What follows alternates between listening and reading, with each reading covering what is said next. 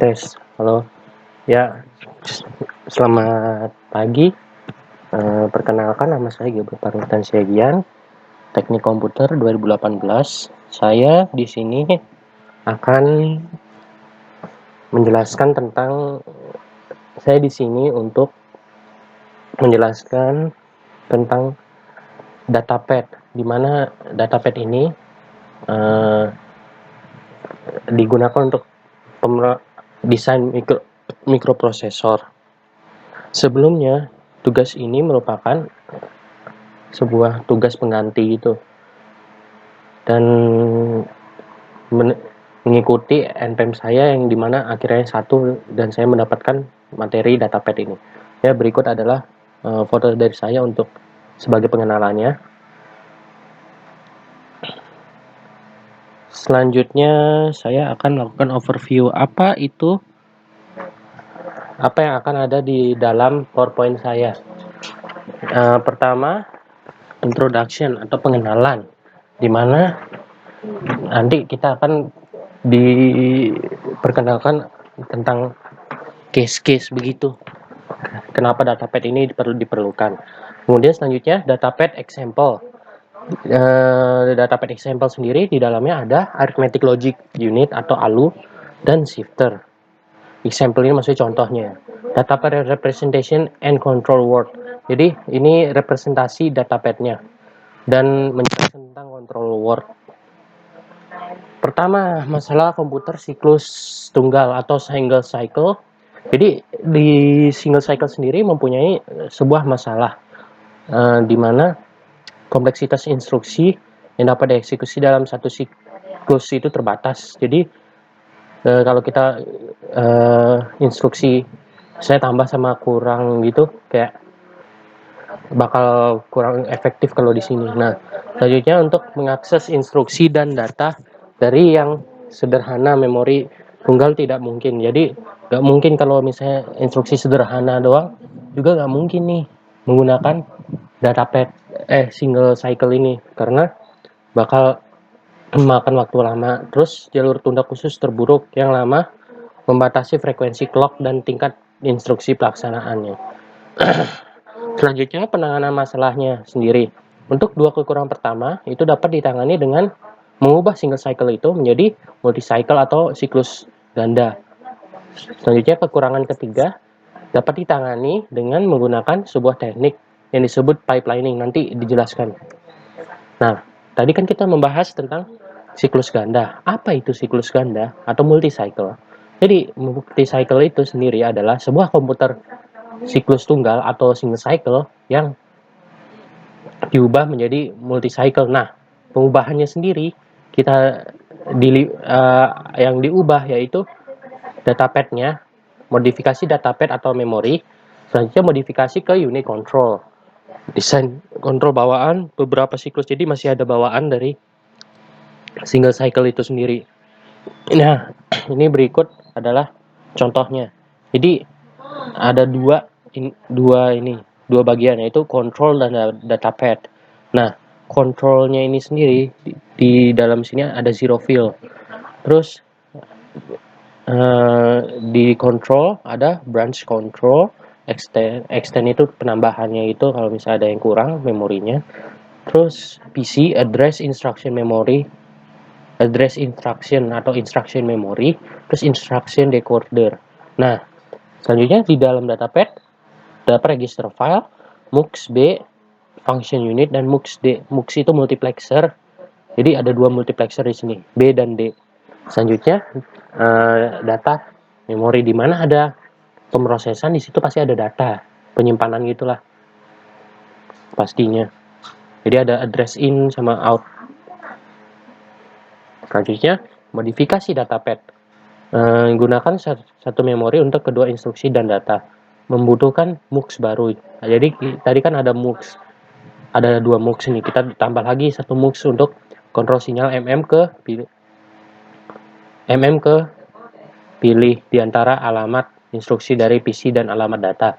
Lalu membutuhkan jalur dari memori data keluar untuk instruksi daftar di unit control. Selanjutnya untuk memodifikasi juga memerlukan register tambahan untuk menahan operan di antara siklus. Jadi menambahkan 8 memori penyimpanan sementara di register file. Register filenya jadi berubah jadi 16 kali 16. Selanjutnya alamat untuk mendaftarkan file bertambah dari 3 menjadi 4 bit. Selanjutnya mendaftar alamat file berasal dari instruksi untuk register penyimpanan sumber daya 0 hingga 7. Ada 0 sampai 7 input, berarti ada 8 bit gitu. Terus kata kontrol untuk register penyimpanan sementara 8 hingga 15 bit. Bit inputnya itu sendiri ada 8 hingga 15 input. Terus tambahkan logika alamat pendaftaran ke file registrasi register file untuk memilih daftar sumber alamat.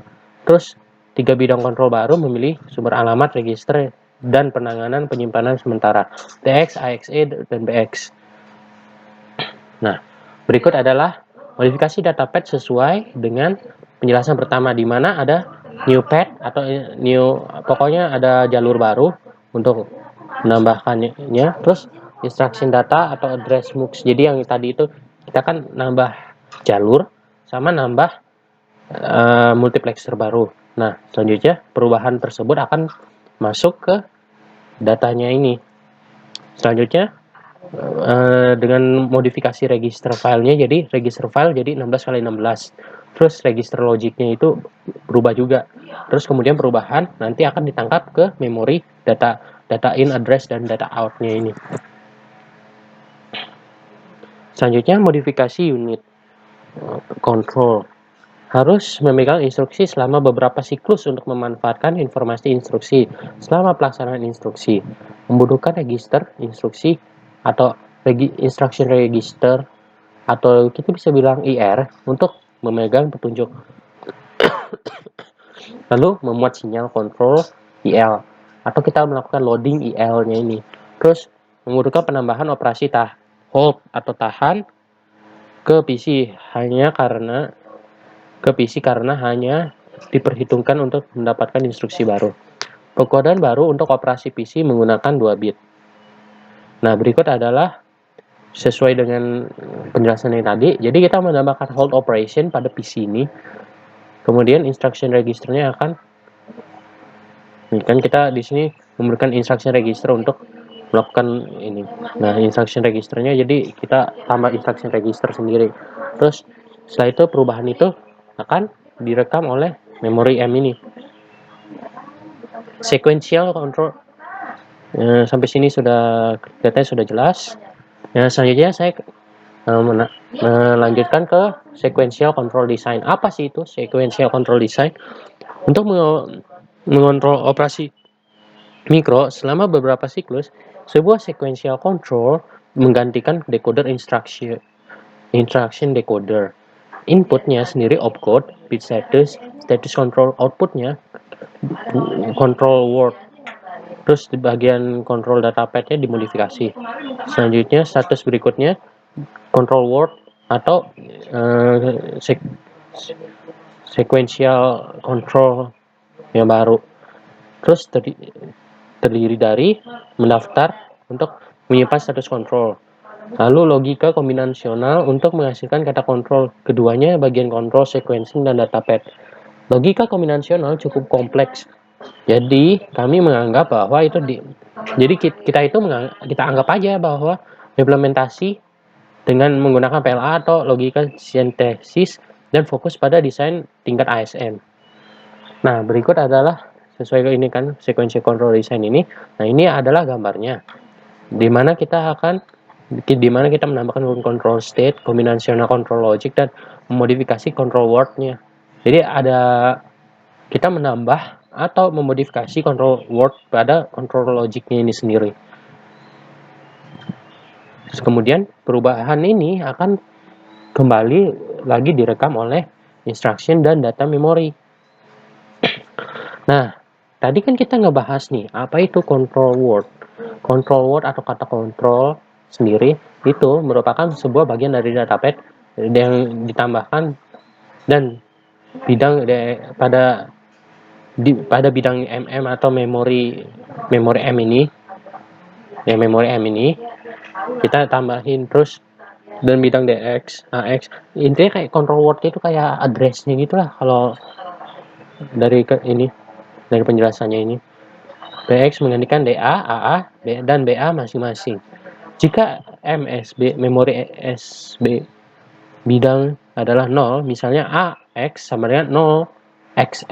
Nah, ini X ini dia itu don't care, di mana kondisi don't care sendiri itu merupakan kondisi di mana di saat input 0 maupun 1 itu tidak akan mempengaruhi inputnya, jadi outputnya, jadi tetap akan bernilai 0 jika 0 dan inputnya apapun itu, maka AA adalah 0 digabungkan dengan bidang SA 3 bit DIR. Jika MSB bidang adalah 1, maka kita misalkan AX-nya 1011 lalu AA 1011, jadi input sama dengan outputnya. Terus bagian urutannya sendiri YL mengontrol load-nya IR. Terus PS mengontrol operasi PC. Hold tadi itu dikontrol oleh PS. NS memberikan status pendaftaran kontrol pada region berikutnya. Terus NS adalah 4 bit. Panjang register control state 16 state. Dipandang memandai untuk desain ini. Nah, jadi berikut adalah gambar dari control word sendiri. Ini pemisalannya itu. Jadi NS, PS, IL itu masuk dalam region sequencing. Sedangkan datapad sendiri masuk ke DX, AX, BX, MB, FS, MD, RW, MM, MW. Itu masuk ke regionnya datapad.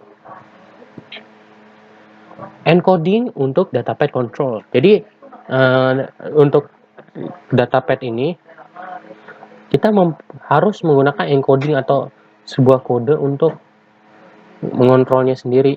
Jadi DX, AX, BX dan mempunyai kode no don't care. Jadi di saat kondisi DX itu RDR, AX RSA, BX RSB itu kodenya no terus don't care. Selanjutnya MB pada kondisi register dia kodenya 0. FS di saat isinya F itu merupakan alamat A, kodenya dia 0000. Di saat MD kondisi FNUT finite apa itu agak lupa juga saya. Terus RW no write, MM address out, MW no write, terus kodenya 0. Selanjutnya untuk kondisi DX, AX, BX itu R8 sampai R15 itu semuanya sama. Maksudnya register input yang 8 atau 15 itu pokoknya sama sampai 15 lah. Cuman yang berbeda itu di code-nya. Ada yang 1000, ada yang 1001, ada yang 1010, ada yang 1011, ada yang 1100, ada yang intinya berawalan 1. Kalau berawalan 0 terus don't care itu code-nya lain. Code-nya bakal 0 atau apalah. Pokoknya dia 1 dan inputnya apapun di belakangnya itu beda-beda juga sih sesuai tabelnya ini. Terus dia sampai 1110 itu berada kondisi konstan, lalu code-nya akan menunjukkan 1. Selanjutnya FS memorinya, isi memorinya adalah A tambah 1 dengan code-nya 0001. F dengan isinya A tambah B itu 0010. Itu terus kalau tidak dipakai itu 0011 atau 0100. Di saat A tambah B aksen tambah 1 memori F-nya itu dia kodenya 0101. Jika A kurang 1 0110. Terus jika tidak dipakai kodenya 0111. Selanjutnya A N B itu 1000. Terus di saat A or B 1001. Di saat A X ini SOR B itu 1010. Di saat F nilainya A aksen itu 1011. Di saat F nilainya B 1100. Di saat SRB itu nilainya 1101. Di saat SLB itu 1110. Terus jika tidak dipakai dia 1111.